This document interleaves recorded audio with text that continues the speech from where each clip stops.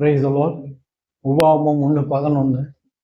நீங்கள் இப்பொழுது இருக்கிறதை பார்க்கலாம் 1000 மடங்கு அதிகமாகும்படி உங்கள் பிதாக்களின் தேவனாகிய கர்த்தர் உங்களுக்கு சொல்லியபடியே உங்களை ஆசீர்வதிப்பார்.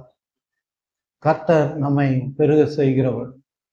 நம் வாழ்க்கையின் எல்லா பகுதியிலும் எல்லா ஆசீர்வாதத்தையும் நன்மைகளையும் 1000 மடங்கு பெருகுவேன் என்று இங்க வாக்கு கொடுக்கிறாரு. வாக்கு கொடுத்தவர் மாறாதவர் என்று வேதம் சொல்லுகிறது. வாக்கு கொடுத்தவர் அதை நிறைவேற்ற வல்லமை உள்ளவர் என்று வேதம் சொல்லுது.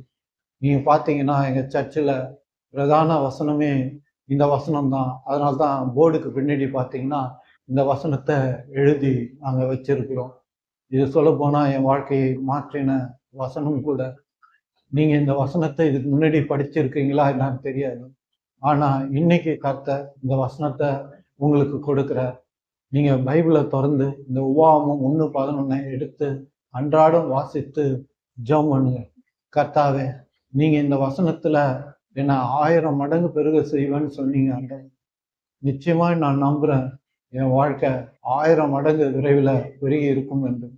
உங்களுடைய ஆசீர்வாதம் என் மேல இருக்கிறது. நீங்க என்னை ஆசீர்வதித்திருக்கீங்க. உங்களுடைய ஆசீர்வாதத்தினால் என்னை நிரப்பி இருக்கிறீங்க. அந்த ஆசீர்வாதம் என்னை 1000 மடங்கு பெருக செய்கிறது என்பதை நான் விசுவசிக்கிறேன் ஆண்டவரே என்று காலையில மத்தியானம் சாயந்தரம் ராத்திரி என்று சொல்லி ஜெபம் பண்ணி பாருங்க. உங்க வாழ்க்கையில எல்லா ஆசீர்வாதங்களும் கர்த்தர் சொன்னபடியே அது 1000 மடங்கு பெருகும். ஏன்னா அவர் வாக்கு கொடுத்தார்னா அதை நிறைவேற்றுவார். நாம செய்ய வேண்டியது என்னன்னா அந்த வசனத்தை வாசித்து அந்த வசனத்தை விசுவசிப்பது தான். இன்னைக்கு நீங்க விசுவசிப்பீங்கன்னா நான் உங்களுக்கு சொல்றேன், இன்னும் ஒரு 2-3 வருஷத்துல உங்களுடைய வாழ்க்கையில எல்லா ஆசீர்வாதங்களும் 1000 மடங்கு பெருகி இருக்கிறத நீங்க பார்ப்பீங்க. ஒருவேளை உங்களுக்கு சுகம் இல்லைன்னா இந்த வார்த்தையை சொல்லி ஜெபம் பண்ணுங்க. உங்க உடல்ல சுகம் பெருகும். கர்த்தாவே, நீங்க சொல்லி இருக்கீங்க ஆண்டவரே, இதோ என் உடல்ல இருக்கிற சுகம் 1000 மடங்கு பெருகும்னு நீங்க சொல்லியிருக்கீங்க. வசனத்துல சுகம் பெருகும்னு நான் விசுவசிக்கிறேன் அப்படின்னு சொல்லி நீங்க அன்னாடம் ஜெபம் பண்ணீங்கன்னா 3 வேளையும் மருந்து சாப்பிடுற மாதிரி இந்த வசனத்தை சொல்லி நீங்க ஜெபம் பண்ணுவீங்கன்னா உங்க உடல்ல சுகம் பெருகி விரைவில் நீங்க மாத்திரை மருந்து டயக்னோஸ் எல்லாம் எடுத்துக்கொள்ளுகிறவர்களாக இருப்பீங்கன்னா நிச்சயமாக நான் உங்களுக்கு சொல்லுகிறேன், மருந்து மாத்திரையே இல்லாத அளவுக்கு உங்கள் உடத்துல சுகம் 1000 மடங்கு பெருகி இருக்கிறத நீங்க காண்பீங்க. டாக்டர் கிட்ட போகக்கூடிய நிலை மாறி போய் டாக்டர்கிட்ட நான் போய் ரொம்ப காலம் ஆயிடுச்சுன்னு கர்த்தர் என்னை சுகப்படுத்தினார் என்று நீங்க இந்த சாட்சியை சொல்லுவீங்க பாருங்க. அதே போலதான் வருமானம் உங்களுக்கு குறைவா இருக்குதுன்னு நீங்க நினைக்கிறீங்க. ஐயோ, என் வாழ்க்கையில நான் சரியா படிக்கல, அதனால நான் எனக்கு சரியான வேலை இல்லை, கொஞ்சமா தான் சம்பாதிக்கிறேன் அப்படின்னு நீங்க நினைக்கிறீங்களா? வேலை உங்க கடவுள் இல்லை, அதை நீங்க தெரிஞ்சுங்க. கர்த்தர் தான் கடவுள். அதை நீங்க நம்ப ஆரம்பிச்சிட்டீங்கன்னா அவர் எனக்கு வாக்கு கொடுத்து இருக்கிறார், நான் 1000 மடங்கு பெருகுவேன்னு. இன்னைக்கு நீங்க கொஞ்சமா சம்பாதிக்கலாம், ஆனா இந்த வசனத்தை சொல்லி கர்த்தாவே, ஏதோ நீர் என்னை 1000 மடங்கு பெருக செய்வீங்க, இந்த வருமானத்தை 1000 மடங்கு பெருகும் என்பதை நான் விசுவசிக்கிறேன். ஏன்னா அந்த ஆசீர்வாதத்தை என் மேல வச்சிருக்கிறீங்க. நிச்சயமாக நான் விரைவில் சீக்கிரத்துல எனக்கு வருமானம் 1000 மடங்கு ஆகும் அப்படின்னு நீங்க நம்புவீங்கன்னா இன்னைக்கு நீங்க சம்பாதிக்கிறத விட கர்த்தர் 1000 மடங்கு உங்களுக்கு உங்க சம்பாதனையை பெருக்கி கொடுப்பார் என்று வேதம் சொல்லுது. வேதத்துல நம்ம வாசிக்கிறோம் இல்லையா, கர்த்தர் ஒரு மீட்டிங் பேசுறாரு. முடிச்ச பிறகு எல்லாம் பசியா இருக்கிறாங்க. அவர் பிரசங்கித்து முடித்த பிறகு எல்லாம் பசியா இருக்கிறாங்க.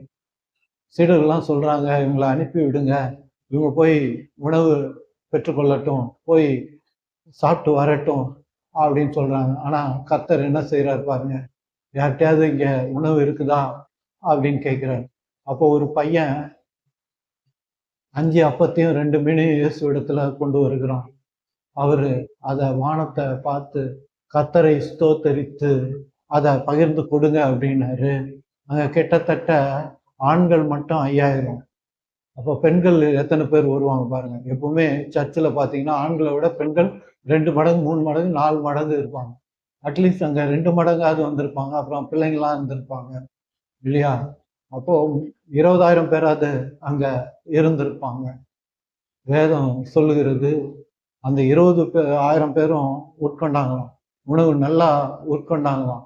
அந்த அந்த சிறுவன் கொண்டு வந்த அந்த 5 அப்பத்தையும் 2 மீனையும் இயேசு பெருக செய்து எல்லாருக்கும் உணவளித்தார். பிறகு என்ன செஞ்சார்னா, வேதம் சொல்லுது பாருங்க, நீங்க எடுத்து வாசிச்சு பாருங்க. சீடர்கள் ஒவ்வொருத்தரும் மீதியாக 12 கூடைகளை எடுத்தாங்களாம்.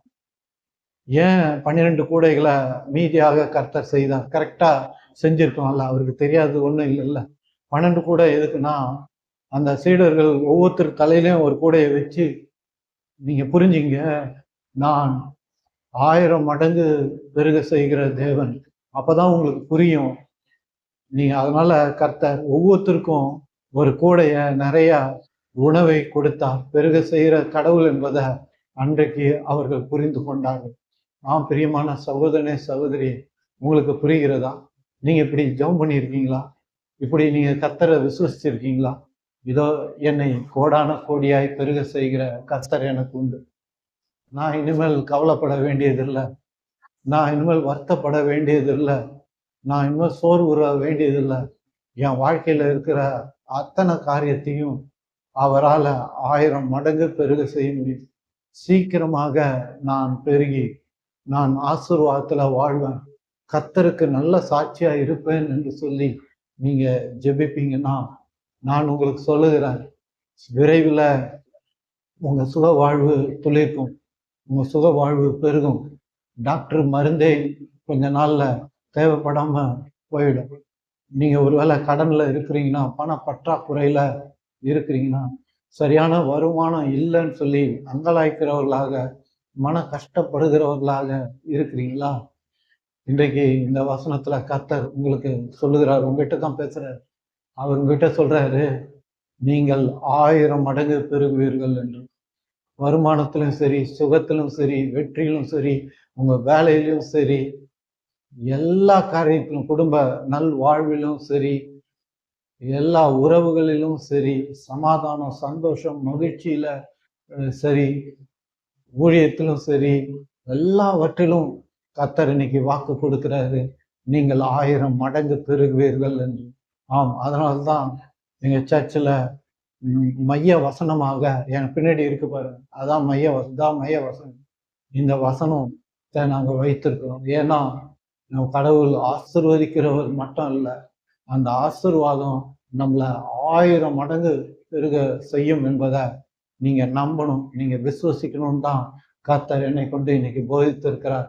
ஒவ்வொரு நாளும் இந்த வசனத்தை எடுத்துங்க. உபாகமம் 1:11. கர்த்தாவே, நீங்க எனக்கு சொல்லி இருக்கீங்க, நான் எல்லாவற்றிலும் 1000 மடங்கு பெருகும், என் வருமானம் 1000 மடங்கு பெருகும், என் வாழ்க்கையில சுகம் 1000 மடங்கு பெருகும், வேலை 1000 மடங்கு பெருகும், என் வியாபாரம் 1000 மடங்கு பெருகும், வெற்றியுள்ள வாழ்க்கை 1000 மடங்கு பெருகும், என் பிள்ளைங்க 1000 மடங்கு, இன்னைக்கு இருக்கிற மார்க்கை விட 1000 மடங்கு மார்க் வாங்குவாங்க, தாளந்து உள்ளவர்களாக இருப்பாங்க, திறமை உள்ளவர்களாக இருப்பாங்க அப்படின்னு சொல்லி நீங்க இந்த வசனத்தை வைத்து ஜெபித்து பாருங்க. கர்த்தர், God is a God of multiplication. கர்த்தர் என்னை பெருக செய்கிறவர் என்பதை நீங்க உங்க வாயினால ஒரு நாள் சொல்வீங்க. Praise the Lord. God bless you.